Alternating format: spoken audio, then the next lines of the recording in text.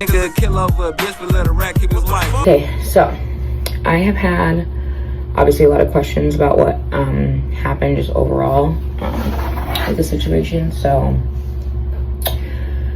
basically, I was renting a room in a house, and there was 4 of us. So there was the homeowner, his girlfriend, and then a friend of mine who I knew before I moved in, and then me. And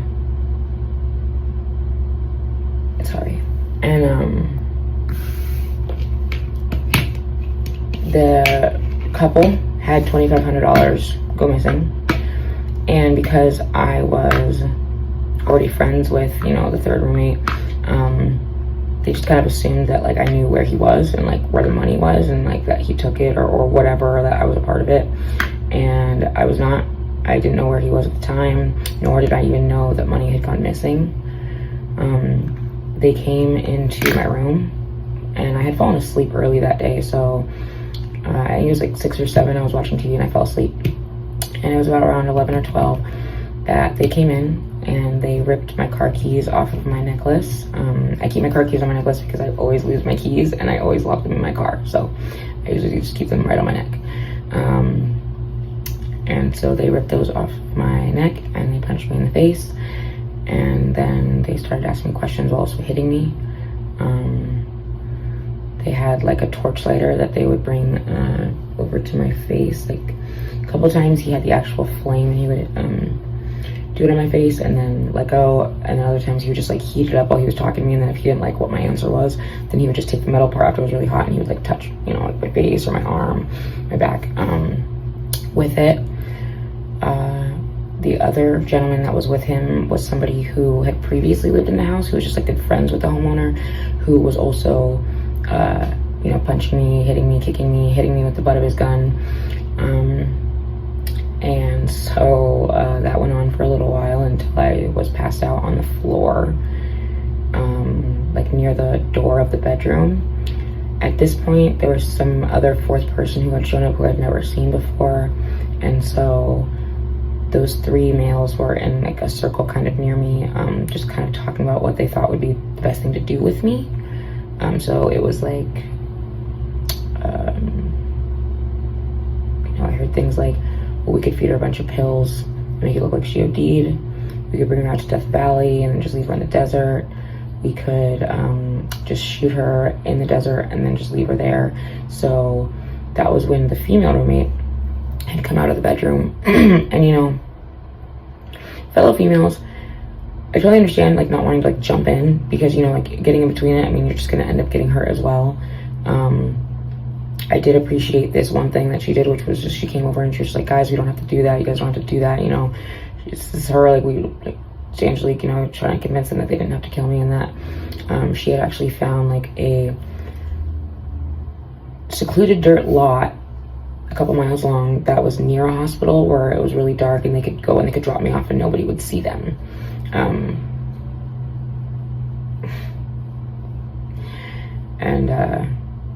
That's when I heard them say, okay, well, we'll do that, but, you know, we can't leave the house with her looking like that, because this whole part, I have stitches that go from here to here. So that whole part of my skin was kind of like flapped off. Like, I don't know if you've ever seen like UFC fighting or like boxers with like people, but like when you get punched sometimes, like literally it just kind of flaps off. So I was bleeding. I had my whole face, I saw myself at one point, my whole entire face was covered in blood. So yeah, I think I only have so many minutes for like these videos for the reels, so I'm gonna stop there and then I'll keep going in just a moment. Okay, so I have had obviously a lot of questions about what happened just overall with the situation. So basically, I was renting a room in a house, and there was 4 of us, so there was happened to me.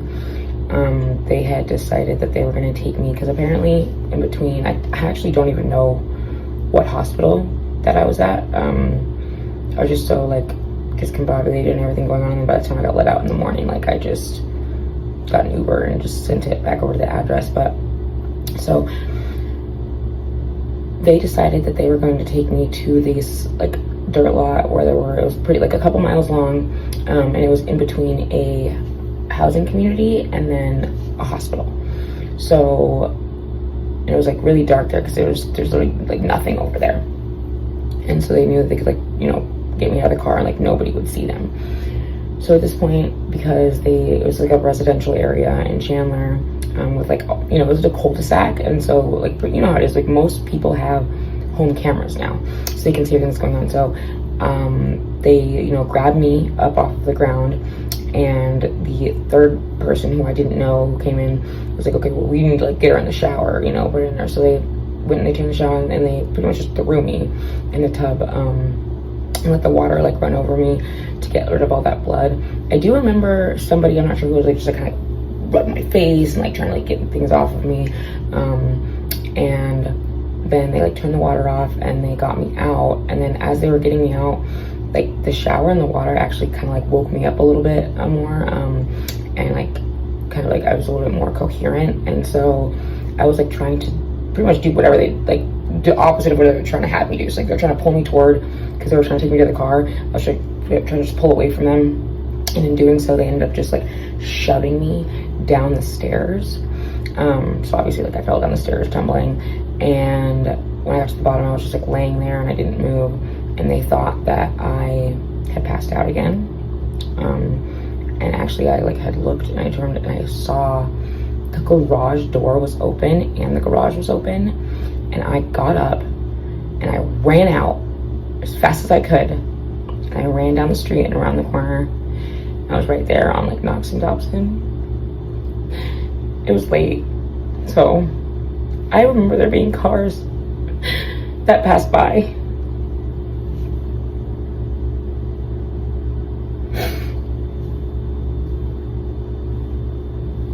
I was screaming for help and flailing my arms like, please help me, somebody.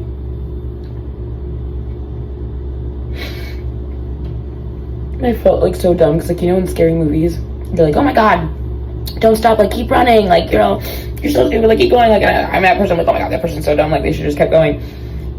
It's so hard. I was so tired and dizzy. I had lost so much blood, and I was sorry. So I had to stop,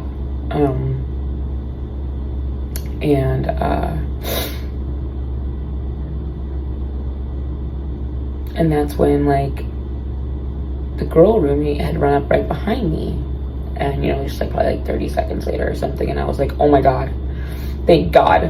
I was like, I need your help, please. And for like a second I had like hope that like, oh my god, I'm gonna be okay, like I'm not, everything's gonna be fine. And then she fucking, excuse my language, took her arms, wrapped them around my body, and then wouldn't let me go. And then I was like freaking out, like, oh my god, okay, you're clearly not here to help me. My hope and relief went to absolute fear. And then the car came up on the side, and then she like kind of was like giving me to them, and then they fucking grabbed me by my arm like this and they pulled me into the car, which at that point they like suffocated me until I passed out again, and then stuffed me in the middle between the two guys, and then were like kind of squishing me to make sure I couldn't like move around too much, and yeah, then we went on our way.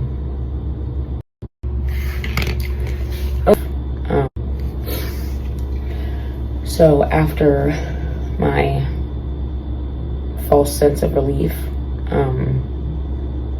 thinking that another female, knowing what they were doing to me, torturing me, hitting me, bringing me about as close to death as you almost can, she still helped them put me in the car. She got the front seat, and then we all went on a little drive. Again, like, I don't remember how long the drive was. Like, it just felt like we were in the car for like so long. Obviously I was like half there, half not, like kind of awake, kind of mostly just like, you know, incapacitated. And then when we got to the dirt lot, I just remember like someone got out of the car, and then the other person just kind of like took their foot and like kicked me out of the car, like shoved me out, and I just like fell, like rolled, tumbled out of the car into the dirt. And I genuinely thought that like they had taken me just to the middle of the desert. Like I was just gonna be totally and completely alone, like for miles and miles. Like I was gonna die. I thought I was gonna die the entire time. There's one moment when I thought I wasn't gonna die, and that's when she came up to me for like 2 seconds. I thought I was gonna be okay, and then yeah, that was gone. I kind of just laid in the dirt for, I feel like 2 to 5 minutes or something, just like hoping, praying, like please don't come back, like just I'm dead, like let me just lay here, I'm dead, don't even, you know, don't turn around. Once I felt like they weren't gonna come back, I very difficultly, like, is that a word? It was very difficult, but I got myself up. My legs were like wobbling. They had like put me in like some like random like Grinch, like the Grinch slippers. So like it wasn't like the dirt wasn't like even. It was like all like, you know, like that. And so it was really hard for me to like kind of get my balance and like walk. So I kind of like was stumbling around. And I actually don't even know if someone saw me and then helped me the rest of the way to the hospital, or if I just happened to, you know, walk, because I was walking towards just like the lights that were like further out. I was just walking towards them. So I don't know if like I just walked the whole way there, or if somebody had helped me the rest of the way there, because the next thing that I remember is just being in a hospital bed that was like going very quickly from like the entrance of the hospital to like wherever they were going to take me to like take care of me, and with all these like doctors and nurses just like asking me what happened and like trying to figure out. And I just remember just being like, they're just like, did somebody do this to you? Did somebody do this to you? And I was just like, yeah. And they're like, well, who did it? Do you know who did it? And all I said was like, I can't tell you. Like, I can't tell you. They said they would kill me. Again, half coherent here. So like, it's not like I'm like talking this clear. I was like, I can't tell you. And so at that point, all I remember is just like, I would wake up and they'd be like, oh, we're changing your IV, and then I'd fall back to sleep. And then they would come back and they'd be like, oh, we're gonna give you some medicine, and then I'll go back to sleep. I honestly thought I was only there for like a little bit. Turned out I was there for 2 days. So when I got out, I was like a day behind in my mind, like as far as like I thought it was Wednesday and it was Thursday.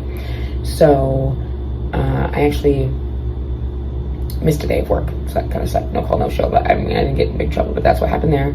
And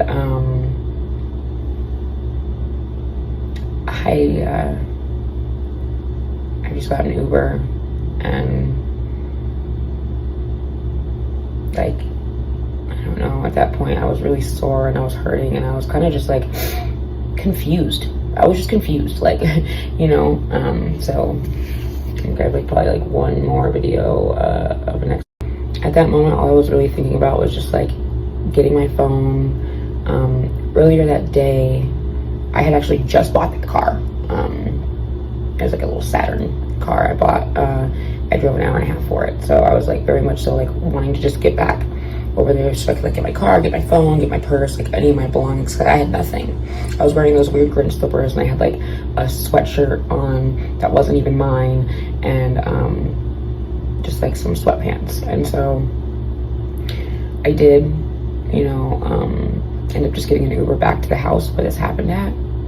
And I guess I didn't realize like what sort of situation had actually happened. Like, I remembered it, just I didn't realize that, you know, a lot of relationships that I've been in, I feel like more of them have had abuse in them than not.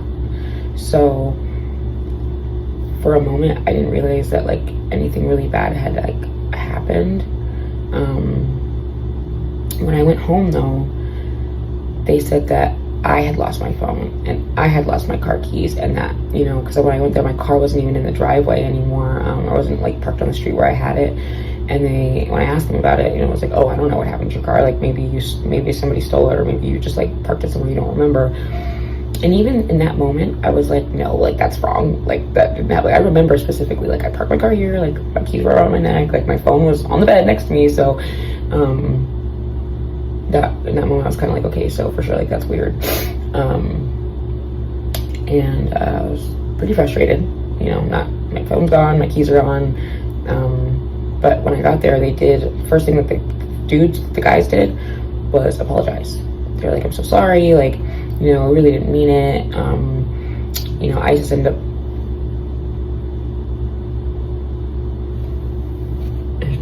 say their name. He's missing anyway, actually, so I kind of would like to get him out there because I haven't seen him since everything happened. But the person who took the money admitted to it, the other roommate, and so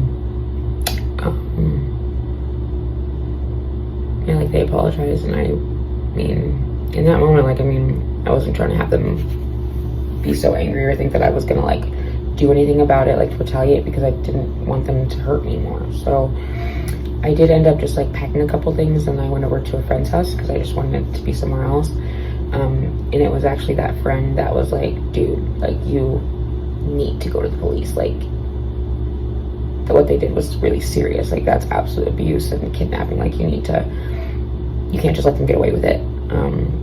It definitely took some convincing because I was really scared, and I am still really scared. But I did, you know, say, fine, like, just give me a little bit of time, and like, we'll go and we'll talk to the police. You know, he said he would come with me, so I didn't have to be alone. And so, yeah, I ended up going and talking to the police, who then, you know, even more so, like, kind of explained like all of the things that they technically like did, that were, you know, obviously I knew what they did to me was like horrible, but like, I mean, it was considered like kidnapping, you know, aggravated assault, endangerment of others, and destruction of public property, because they ended up, I'm sorry, destruction of property because they actually slashed my tires on my car, so I couldn't go anywhere. Once I did find my car, which they had parked just around the corner.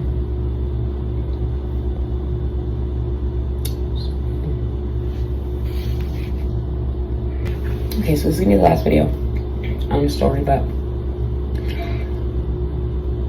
I am a very strong person, very strong-willed, very strong-minded, hard-headed, all those things.